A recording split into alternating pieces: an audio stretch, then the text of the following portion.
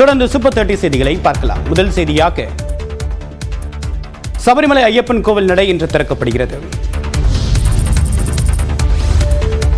சபரிமலை ஐயப்பன் கோயிலில் மகரவிளக்கு பூஜைக்காக இன்று மாலை 5 மணிக்கு நடை திறக்கப்படுகிறது. பின்பு மேல்சாந்தி சன்னதியில் உள்ள ஆழிக்குண்டத்தில் சம்பிரதாயமான ஜோதி ஏற்றிய பிறகு பக்தர்கள் தரிசனத்திற்காக 18ஆம் படியில் ஏற அனுமதிக்கப்படுவர்.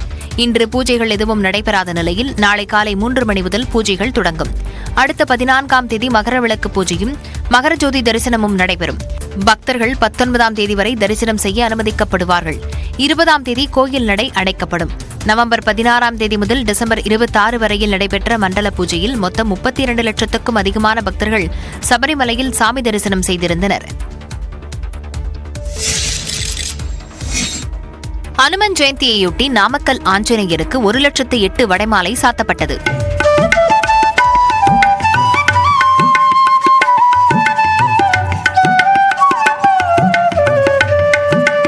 நாடு முழுவதும் அனுமன் ஜெயந்தி விழா இன்று கோலாகலமாக கொண்டாடப்பட்டு வருகிறது. அந்த வகையில் பிரசித்தி பெற்ற நாமக்கல் ஆஞ்சநேயர் கோயிலில் சிறப்பு வழிபாடு நடைபெற்றது. அதிகாலையிலேயே கோயில் நடை திறக்கப்பட்டு மூலவருக்கு 1,08,000 வடைமாலை சாத்தப்பட்டது. காலை முதலே பக்தர்கள் நீண்ட வரிசையில் காத்திருந்து தரிசனம் செய்தனர். அனுமன் ஜெயந்தியையொட்டி கோயில் முழுவதும் மலர்களால் சிறப்பு அலங்காரம் செய்யப்பட்டிருந்தது.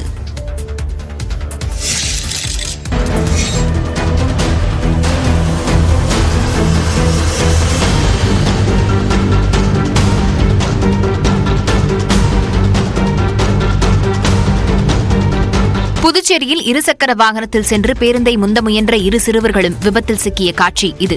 புதுச்சேரி பூமியான்பேட்டை பாவாணர் நகரைச் சேர்ந்த 16 வயதான கிறிஸ்டோபர் மற்றும் 17 வயதான திவேஷ் ஆகிய 2 சிறுவர்களும் கடந்த சனிக்கிழமை பைக்கில் கடலூர் சென்றுவிட்டு அன்றே வீடு திரும்பிக் கொண்டிருந்தனர். அரியாங்குப்பம் சுங்கச்சாவடி பகுதி அருகே வந்தபோது தனியார் பேருந்து ஒன்றை சிறுவர்கள் முந்த முயன்றனர். அந்நேரத்தில் பேருந்தில் மோதி சாலையில் கீழே விழுந்தனர். அந்த சமயத்தில் அதே பேருந்தின் பின்சக்கரம் இருவர் மீதும் ஏறி இறங்கியது. இந்த விபத்தில் திவேஷ் சம்பவ இடத்திலேயே உயிரிழந்தார். இந்த விபத்தின் சிசிடிவி காட்சி வெளியாகியுள்ளது.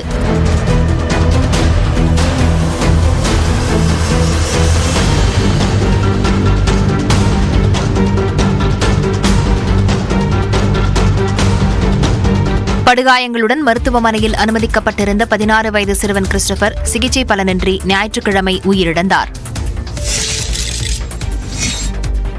மதுரை மாவட்டம் நடுக்கோட்டையில் வீட்டை பூட்டிவிட்டு பழனிக்கு குடும்பத்துடன் பாத யாத்திரை சென்றவரின் வீட்டுக்குள் புகுந்த திருடர்கள் 32 சவரன் நகை மற்றும் 2 லட்சம் ரூபாயை திருடிச் சென்றனர். மீனாட்சி நகரில் கூட்டு குடும்பமாக வசித்து வருபவர்கள் ஸ்ரீனிவாசன், பேபி கமலம் தம்பதி.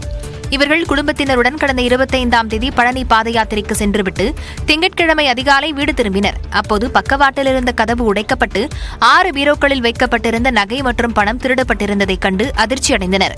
பழனி பாத யாத்திரை போனோம், 5 நாள் ஆச்சு. புதன்கிழமை போனோம். வீட்டில் பார்த்தா பின்வாசல் வழியை கதவை உடைச்சி நகையெல்லாம் எடுத்துகிட்டு போயிருக்காங்க. மொத்தம் 32 பவுன் நகை, 2 லட்சம் பணம். திருட்டு சம்பவம் குறித்து திருமங்கலம் தாலுகா காவல் நிலையத்தில் புகார் அளிக்கப்பட்டது. அங்கு வந்த காவலர்கள் மோப்பநாய் மற்றும் தடயவியல் நிபுணர்களின் உதவியுடன் விசாரணையை தொடங்கியுள்ளனர். பீகாரில் போராட்டத்திற்கு ஆதரவு தெரிவித்த பிரசாந்த் கிஷோர் மீது காவல்துறை நடவடிக்கை எடுத்துள்ளது. பீகாரில் பிபிஎஸ்சி மறுதேர்வு நடத்த கோரி போராட்டத்தில் ஈடுபட்டவர்களுக்கு ஆதரவு அளித்ததாக ஜன்சுராஜ் கட்சித் தலைவர் பிரசாந்த் கிஷோர் மீது வழக்கு பதிவு செய்யப்பட்டது.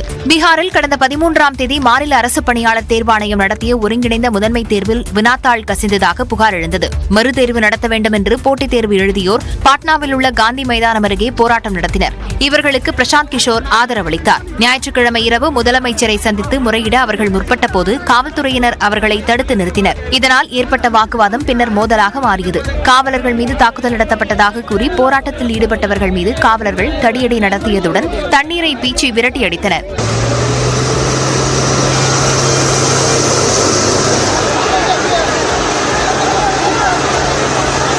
இந்த சம்பவம் தொடர்பாக பிரசாந்த் கிஷோர் மீது காவல்துறையினர் வழக்கு பதிவு செய்துள்ளனர். ஆப்கானிஸ்தானில் புதிதாக வீடுகள் கட்டும்போது ஜன்னல்கள் வைத்து கட்ட கட்டுப்பாடுகள் விதிக்கப்பட்டுள்ளது. இது தொடர்பாக தாலிபான் அரசு சுற்றறிக்கை ஒன்றை வெளியிட்டுள்ளது. அதில் புதிதாக வீடுகள் கட்டும்போது சமையலறை, முற்றம், பக்கத்து வீட்டு கிணறுகள் தெரியும்படி ஜன்னல்கள் அமைக்கக்கூடாது என்று கூறப்பட்டுள்ளது.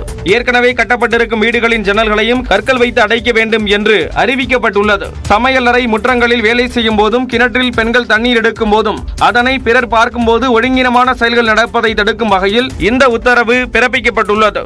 2021ஆம் ஆண்டு தாலிபான்கள் ஆட்சியை பிடித்தது முதல் அந்நாட்டில் பெண்களுக்கு பல்வேறு கட்டுப்பாடுகள் விதிக்கப்பட்டு வருகின்றன. தொடக்க கல்விக்கு பிறகு பெண்கள் கல்வி நிலையங்களுக்கு செல்லக்கூடாது என்றும், பொது இடங்களில் பெண்கள் செல்ல தடையும் விதிக்கப்பட்டுள்ளது. சில தொலைக்காட்சிகள் மற்றும் எஃப்எம்களில் பெண்களின் குரல் ஒளிபரப்புவது நிறுத்தப்பட்டுள்ளது. அமெரிக்க அதிபராக ட்ரம்ப் பதவியேற்க உள்ள நிலையில் இறக்குமதி வரி உயர வாய்ப்பிருப்பதாக இந்தியாவுக்கான முன்னாள் அமெரிக்க தூதர் கெனட் ஜெஸ்டர் தெரிவித்துள்ளார். இதுகுறித்து ஆங்கில நாளிதழுக்கு பேட்டியளித்துள்ள அவர், அதிபர் டிரம்பின் ஆட்சிக் காலத்தில் இந்தியா அமெரிக்கா இடையேயான உறவு மேலும் வலுப்பெறும் என நம்புவதாக கூறினார். ஆனால் அனைத்து நாடுகளுக்கும் 10 முதல் 20% வரை இறக்குமதி வரி விதிக்கப்படும் என ட்ரம்ப் தெரிவித்திருக்கும் நிலையில் அது இந்தியாவுக்கும் பொருந்தும் என ஜெஸ்டர் குறிப்பிட்டுள்ளார். இருப்பினும் இந்தியாவுடனான வணிக உறவு முக்கியமானது என்பதால் பேச்சுவார்த்தைக்கும் இடம் இருக்கும் என அவர் தெரிவித்துள்ளார். ஈரானிடமிருந்து எண்ணெய் வாங்க வேண்டாம் என்பதில் ட்ரம்ப் உறுதியாக இருப்பதாகவும் இந்தியா அதற்கு ஒப்புக்கொண்டுள்ளதையும் ஜெஸ்டர் குறிப்பிட்டுள்ளார். ஆஸ்திரேலியாவுக்கு எதிரான 4வது டெஸ்ட் கிரிக்கெட் போட்டியில் இந்திய அணி தோல்வியடைந்தது. பார்டர் கவாஸ்கர் கோப்பை கிரிக்கெட் தொடரில் 5 டெஸ்ட் போட்டிகளில் பங்கேற்க இந்திய அணி ஆஸ்திரேலியா சென்றுள்ளது. 3 போட்டிகள் நிறைவுற்ற நிலையில் 4வது டெஸ்ட் போட்டி கடந்த 26ஆம் தேதி மெல்போர்னில் தொடங்கியது. டாஸ் வென்ற ஆஸ்திரேலியா முதலில் பேட்டிங் செய்தது. முதல் இன்னிங்ஸில் ஆஸ்திரேலியா 474 ரன்கள் எடுத்தது. பின்னர் ஆடிய இந்திய அணி 369 ரன்களை சேர்த்தது. இரண்டாவது இன்னிங்ஸில் 234 ரன்கள் எடுத்த ஆஸ்திரேலிய அணி இந்தியாவுக்கு 340 ரன்களை இலக்காக நிர்ணயித்தது. கடைசி நாள் போட்டியில் களமிறங்கிய இந்திய அணியின் வீரர்களில் தொடக்க ஆட்டக்காரர் ஜெய்ஸ்வால் தவிர்த்து மற்ற வீரர்கள் அடுத்தடுத்து ஆட்டமிழந்து அதிர்ச்சி அளித்தனர். தனி ஆளாக போராடிய ஜெய்ஸ்வால் 84 ரன்களில் சர்ச்சைக்கு உரிய வகையில் ஆட்டமிழந்ததாக அறிவிக்கப்பட்டு வெளியேற்றப்பட்டார். பின்வரிசை வீரர்களும் ஏமாற்றம் அளித்த நிலையில் வெறும் 155 ரன்கள் மட்டும் எடுத்த இந்திய அணி தோல்வியை தழுவியது. 5 போட்டிகள் கொண்ட தொடரில் ஆஸ்திரேலிய அணி 2-1 என்ற கணக்கில் முன்னிலையில் உள்ளது. ஆஸ்திரேலியாவிற்கு எதிரான டெஸ்ட் போட்டியில் ஜெய்ஸ்வாலுக்கு 3வது நடுவர் அவுட் கொடுத்தது விமர்சனத்திற்கு உள்ளாகியுள்ளது. ஆஸ்திரேலியாவுக்கு எதிரான 4வது டெஸ்டின் 2வது இன்னிங்ஸில் இந்திய வீரர் ஜெய்ஸ்வால் ஆட்டமிழந்ததாக நடுவர்கள் அறிவித்தது சர்ச்சையை ஏற்படுத்தியுள்ளது. 340 ரன்கள் இலக்கை நோக்கி இந்திய அணி விளையாடி வந்தபோது இந்திய அணி 140 ரன்களுக்கு அடுத்தடுத்து விக்கெட்டுகளை இழந்து தடுமாறிய நிலையில் இருந்தது. 71வது ஓவரில் களத்தில் 84 ரன்களுடன் இருந்த ஜெய்ஸ்வாலுக்கு பாட் கமின்ஸ் பந்து வீசினார். மேலெழுப்பிய பந்தை ஜெய்ஸ்வால் அடிக்க முயன்றபோது அவரை கடந்து கீப்பர் அலெக்ஸ் கேரேவின் கைகள் பந்து சென்றது. பந்து மட்டையில் படவில்லை என்பது போல் தோன்றியதால் கள நடுவர் 3வது நடுவரின் உதவியை நாடினார். அப்போது வீடியோவை ஆராய்ந்த 3வது நடுவர் பந்து மட்டையில் பட்டதாக கருதி ஜெய்ஸ்வால் அவுட் என அறிவித்தார். ஆனால் பந்து மட்டையை கடந்தபோது ஸ்னிக்கோமீட்டரில் எந்த அதிர்வும் பதிவாகவில்லை. இதையடுத்து கள நடுவர் ஜெய்ஸ்வாலை வெளியேற அறிவுறுத்தினார். ஜெய்ஸ்வால் ஆட்டமிழந்ததை அடுத்து பின்வரிசையில் வீரர்களும் வரிசையாக ஆட்டமிழந்து நடையை கட்டியதால் இந்திய அணி தோல்வியடைந்தது. 3வது நடுவரின் முடிவை விமர்சித்துள்ள முன்னாள் நட்சத்திர வீரர் சுனில் கவாஸ்கர், தொழில்நுட்பத்தில் தடயமிருந்த போதிலும் அதனை ஏன் எடுத்துக்கொள்ளவில்லை என்றும், பின்னர் அந்த தொழில்நுட்பம் எதற்கு என்றும் காட்டமாக கேள்வி எழுப்பியுள்ளார். சென்னையில் அனுமதியின்றியும் ஒழுங்கற்ற முறையிலும் நிறுவப்பட்டுள்ள இன்டர்நெட் நிறுவனங்களின் கம்பங்களுக்கு அபராதம் வசூலிக்க மாநகராட்சி நிர்வாகம் முடிவு செய்துள்ளது. சென்னையில் உள்ள 15 மண்டலங்களில் இன்டர்நெட் நிறுவனங்கள் மொத்தமாக 1,75,478 கம்பங்கள் நட அனுமதி அளிக்கப்பட்டிருந்தது. பல இடங்களில் அனுமதியின்றியும் ஒழுங்கற்ற முறையிலும் கம்பங்கள் நடப்பட்டதாக புகார்கள் வந்தன. இந்நிலையில் விதிமீறலில் ஈடுபட்ட நிறுவனங்கள் மீது நடவடிக்கை எடுக்க மாநகராட்சி நிர்வாகம் முடிவு செய்துள்ளது. அதன்படி அனுமதி பெறாமல் நடப்பட்ட கம்பங்களுக்கு ஒரு கம்பத்திற்கு தலா 1 லட்சம் ரூபாய் அபராதம் வசூலிக்கப்படும் என தெரிவிக்கப்பட்டுள்ளது. அனுமதிக்கப்பட்ட எண்ணிக்கையை விட அதிகமாக நடப்பட்டிருந்தால் ஒரு கம்பத்திற்கு தலா 75,000 ரூபாயும், ஒழுங்கற்ற முறையில் நடப்பட்டிருந்தால் தலா 50,000 ரூபாயும் அபராதமாக விதிக்க முடிவு செய்யப்பட்டுள்ளது. பொங்கல் பரிசு தொகுப்புடன் 1000 ரூபாய் உதவித்தொகையையும் வழங்க வேண்டும் என தமிழ்நாடு அரசுக்கு பாமக நிறுவனர் ராமதாஸ், இந்திய கம்யூனிஸ்ட் கட்சியின் மாநில செயலாளர் முத்தரசன் ஆகியோர் கோரிக்கை விடுத்துள்ளனர். 2025 தைப்பொங்கலை சிறப்பாக கொண்டாடும் வகையில் அனைத்து அரிசி குடும்ப அட்டைதாரர்கள் மற்றும் இலங்கை தமிழர் மறுவாழ்வு முகாம்களில் வசிக்கும் குடும்பத்தினருக்கு தலா 1 கிலோ பச்சரிசி, 1 கிலோ சர்க்கரை மற்றும் ஒரு முழு கரும்பு கொண்ட பரிசு தொகுப்பு வழங்கப்படும் என தமிழ்நாடு அரசு அறிவித்துள்ளது. வழக்கமாக வழங்கப்படும் ரொக்கத்தொகை குறித்த அறிவிப்பு இடம்பெறவில்லை. மத்திய அரசு போதிய நிதி ஒதுக்காததால் பொங்கல் பரிசு தொகுப்புடன் ரொக்கத்தொகை வழங்கப்படாது என்று தமிழ்நாடு நிதியமைச்சர் தங்கம் தென்னரசு விளக்கம் அளித்திருந்தார். இந்நிலையில் பெரும் நிதிச்சுமைக்கு மத்தியிலும் தமிழ்நாடு அரசு பல்வேறு நலத்திட்டங்களை செயல்படுத்தி வருவதை சுட்டிக்காட்டியுள்ள இந்திய கம்யூனிஸ்ட் கட்சியின் மாநில செயலாளர் முத்தரசன், முதலமைச்சர் மறுபரிசீலனை செய்து 1000 ரூபாயையும் சேர்த்து வழங்க வேண்டும் என்று கேட்டுக் கொண்டுள்ளார். இதே கோரிக்கை தொடர்பாக எக்ஸ் தளத்தில் பதிவிட்டுள்ள பாமக நிறுவனர் ராமதாஸ், தேர்தல் காலத்தில் ஒரு வேடம், மற்ற நேரத்தில் இன்னொரு வேடமா என்றும் மக்களை ஏமாற்றக்கூடாது என்றும் தெரிவித்துள்ளார். பொங்கல் தொகுப்புடன் 1000 ரூபாய் வழங்க தமிழ்நாடு அரசு முன்வர வேண்டும் என்றும் அவர் வலியுறுத்தியுள்ளார். அமமுக பொதுச் செயலாளர் டிடிவி தினகரனும் பொங்கல் தொகுப்புடன் 1000 ரூபாய் வழங்க வேண்டும் என்று கேட்டுக் கொண்டுள்ளார். ஆந்திராவில் துணை முதலமைச்சர் பவன் கல்யாண் நிகழ்ச்சியில் பங்கேற்ற போலி ஐபிஎஸ் அதிகாரி கைது செய்யப்பட்டார். பவன் கல்யாண் பார்வதிபுரம் மானியம் மாவட்டத்தில் சுற்றுப்பயணம் மேற்கொண்டார். அப்போது துணை முதலமைச்சரின் நிகழ்ச்சியில் பயிற்சி ஐபிஎஸ் அதிகாரி சீருடை அணிந்த ஒருவர் பங்கேற்றார். போலி ஐபிஎஸ் அதிகாரியான சூரிய பிரகாஷை யாரும் கவனிக்கவில்லை. துணை முதலமைச்சர் நிகழ்ச்சியில் தான் பங்கேற்றதை வாட்ஸ்அப் ஸ்டேட்டஸாக சூரிய பிரகாஷ் வைத்துள்ளார். அது தொடர்பாக அவரது உறவினர்கள், நண்பர்கள் மூலம் காவல்துறைக்கு தகவல் சென்றுள்ளது. இதையடுத்து போலி ஐபிஎஸ் அதிகாரியான சூரிய பிரகாஷை போலீசார் பிடித்து விசாரித்தனர். தனது தந்தை தட்டிராஜேரு பகுதியில் 9 ஏக்கர் நிலம் வாங்கியதாகவும், ஆனால் அது நீண்ட நாட்களாக பத்திரப்பதிவு செய்யாததால் அந்த நிலத்தை உடனடியாக பத்திரப்பதிவு மேற்கொள்வதற்காக பத்திரப்பதிவு அதிகாரிகளிடம் ஐபிஎஸ் அதிகாரி வேடமணிந்து பேசி வந்ததாகவும் சூரிய பிரகாஷ் தெரிவித்துள்ளார். துணை முதலமைச்சர் வந்தபோது அவருடன் இருப்பது போல் புகைப்படம் எடுத்துக்கொள்ள முயன்றதும் தெரியவந்தது. இதனையடுத்து வழக்கு பதிவு செய்து சூரிய பிரகாஷை போலீசார் கைது செய்தனர். இந்த விவகாரம் குறித்து கருத்து கூறியுள்ள பவன் கல்யாண், டிஜிபி மற்றும் உளவுத்துறை அதிகாரிகள் ஆகியோர் என்ன செய்து கொண்டிருக்கிறார்கள் என்று வினவியுள்ளார். அண்ணா பல்கலைக்கழக மாணவி வன்கொடுமை வழக்கில் கைதான ஞானசேகரன் குறித்து வெளிவரும் தகவல்களால் திமுக அரசு இந்த வழக்கில் அரசியல் தலையீடு ஏதேனும் ஏற்படுத்துமோ என்ற சந்தேகம் வலுத்து வருவதாக அதிமுக பொதுச் செயலாளர் எடப்பாடி பழனிசாமி குறிப்பிட்டுள்ளார். இது தொடர்பாக அவர் வெளியிட்டுள்ள எக்ஸ் பதிவில், அண்ணா பல்கலைக்கழக மாணவி வன்கொடுமை வழக்கில் ஆளுங்கட்சியை கண்டித்து தமிழ்நாடு முழுவதும் அதிமுக ஆர்ப்பாட்டம் நடத்துவதாகவும், ஆர்ப்பாட்டத்தில் ஈடுபடுவோரை காவலர்கள் கைது செய்து அராஜக அடக்குமுறையில் ஈடுபடுவதாக சாடியுள்ளார்.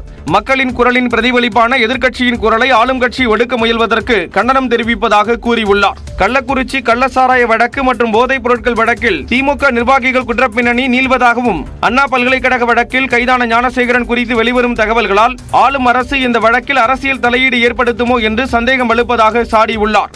இந்த வழக்கில் ஞானசேகரன் குறிப்பிட்ட அந்த சார் யார் என்றும் எடப்பாடி பழனிசாமி கேள்வி எழுப்பியுள்ளார். அண்ணா பல்கலைக்கழக மாணவி பாலியல் வன்கொடுமை விவகாரத்தில் சார் யார் என்று இல்லாத ஒன்றை கேட்டு எதிர்க்கட்சித் தலைவர் எடப்பாடி பழனிசாமி அரசியல் ஆதாயம் தேடுவதாக உயர்கல்வித்துறை அமைச்சர் கோவி செழியன் தெரிவித்துள்ளார். அண்ணா பல்கலைக்கழக மாணவி பாலியல் வன்கொடுமை விவகாரத்தில் மாணவிக்கு நீதி கிடைக்கும் வரை போராட்டம் தொடரும் என்றும், யார் அந்த சார் என்றும் எடப்பாடி பழனிசாமி வினவியிருந்தார். இது தொடர்பாக எக்ஸ் தளத்தில் பதிவிட்டுள்ள அமைச்சர் கோவி செழியன், முதலமைச்சராக இருந்தபோது 13 அப்பாவி பொதுமக்களை காக்கை குருவிகளை சுடுவதைப் போல சுட்டுக் கொன்றதையே டிவியை பார்த்து தெரிந்து கொண்ட எடப்பாடி பழனிசாமி பத்திரிகைகளில் வந்த கிசுகிசுவை அடிப்படையாக வைத்து போராட்டம் என்ற பெயரில் மக்களை வாட்டி வதைப்பதாக தெரிவித்துள்ளார். பாலியல் புகார்களில் பெண்கள் காவல்துறையினரிடம் புகார் அளிக்கவே அஞ்சி நடுங்கிய நிலை திராவிட மாடல் ஆட்சியில் மாற்றப்பட்டு பாதிக்கப்பட்ட பெண்கள் துணிச்சலாக புகார் தருகிறார்கள் என்று குறிப்பிட்டுள்ளார். அவர்களை மீண்டும் அச்சுறுத்தும் விதமாகத்தான் எடப்பாடி பழனிசாமியின் அறிக்கை அரசியலையும் போராட்ட நாடகத்தையும் மக்கள் பார்க்கிறார்கள் என்று அமைச்சர் தெரிவித்துள்ளார்.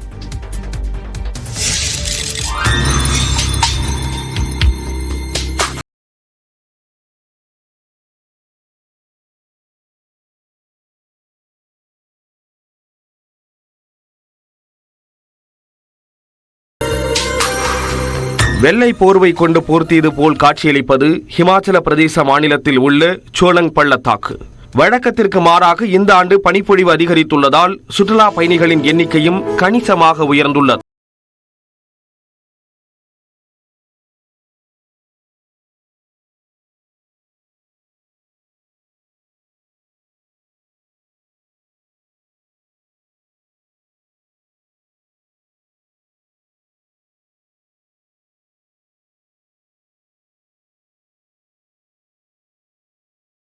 சூழல் உருவாகி இருக்கக்கூடிய நிலையில் அதை ரசித்தபடி சுற்றுலா பயணிகள் பாராகிளைடிங், பனிச்சறுக்கு உள்ளிட்ட விளையாட்டுகளில் ஈடுபட்டு குதூகலித்து வருகிறார்கள்.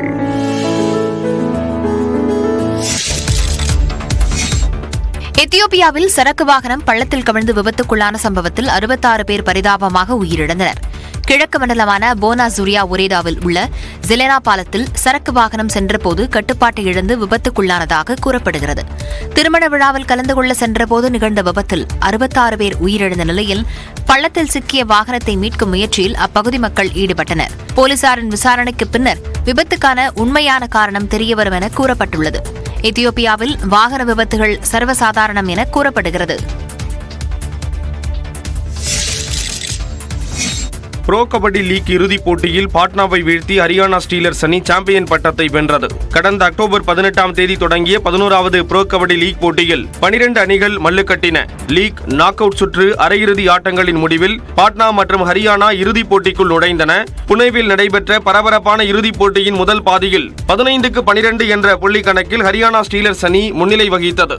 இரண்டாவது பாதியிலும் ஹரியானாவின் கை ஓங்கிய நிலையில் 32-23 என்ற புள்ளி கணக்கில் பாட்னாவை வீழ்த்தி சாம்பியன் பட்டத்தை வென்றது.